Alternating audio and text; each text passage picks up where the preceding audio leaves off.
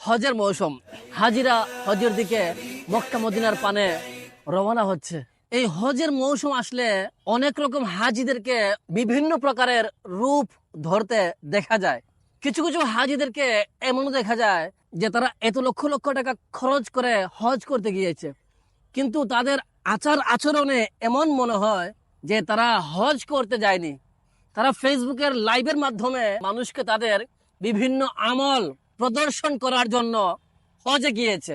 আরে ভাই, আপনি সেখানে কান্নাকাটি করার জন্য গিয়েছেন, সেখানে আপনি আল্লাহ পাককে রাজি করার জন্য গিয়েছেন, সেখানে আপনি মানুষকে লাইভ দেখানোর জন্য যাননি।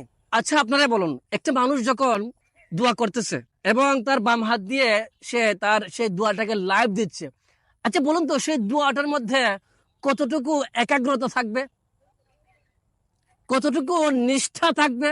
সে তো একদিক দিয়ে দোয়া করতেছে, আরেক দিক দিয়ে সে সেলফি তুলতেছে।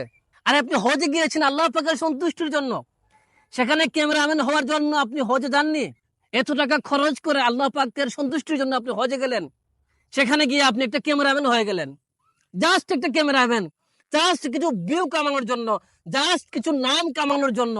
এই সেলফি তোলার সুযোগ, এই লাইভ দেওয়ার সুযোগ আপনি সারা জীবন পাবেন, কিন্তু হজ এবং আল্লাহ পাকের বাড়ির জিয়ারত করার সুযোগ আপনি বারবার পাবেন না।